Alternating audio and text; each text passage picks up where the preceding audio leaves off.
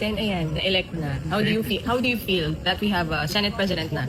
Oh, relieved and happy kasi magagawa na namin yung trabaho namin. Mhm. Kawawa eh. Kawawa yung taong bayan. Kawawa. Mhm.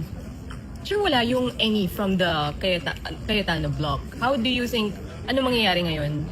Hindi ko alam. May problema na nila yun. I mean, pinapasweldoan sila ng tao. Ayaw din ang pumasok. So, nakakahiya naman. Being paid. Tapos, hindi ko magtatrabaho. No word from them, sir, before the special session. Ay, nagbo-boycott na naman. Pero, bahala sila. Mag-boycott. 13 kami, so we can go on and on. Sir, what does this say about them po? Kasi mismo Pangulo na po yung nagtatawag ng special session and yet they skip the special session so far.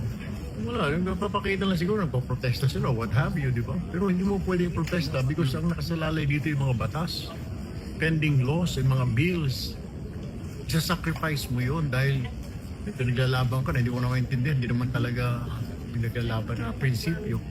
Hindi kalukuhan, pinaglalaban siguro nila, ayaw lang nila na may bagong majority, hindi nila matanggap. Sir, why do you think di po tumalon yung dalawa pang additional? And would you welcome them later on? Well, we'll see. Kasi kinakausap naman ongoing yung dialogue, mga friends. So possible madagdagan, sir? Kung may There's a tataga. possibility. There's a possibility. Or did you know na darating po si Senator Joel prior to the special session? Si Senator JV, ang kagabi sabi niya gano'ng kakausapin niya. So it was last night yata, Senator Joel made the decision. Last night lang. Parang, kasi kinausap pa niya siya, nag-heart talk yata sila ni Senator Alan. So last night. Would you know, sir, if may in-offer kay Senator Joel para mag-jump? Ano naman? Ano i-offer namin? Siguro committee. I don't know kung anong committee yun.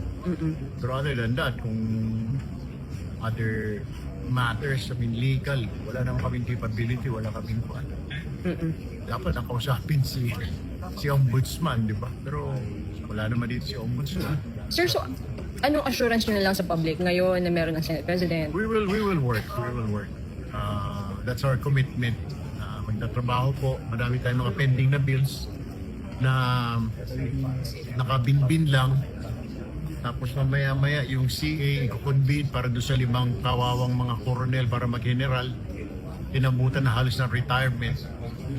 Tapos yung 2 Filipino basketball players, PhilAm.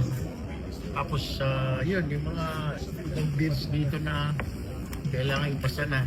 Actually, isa pa nga kay Senadora Loren ito. Siya yung author. Thank you, Senator. Yes, sir.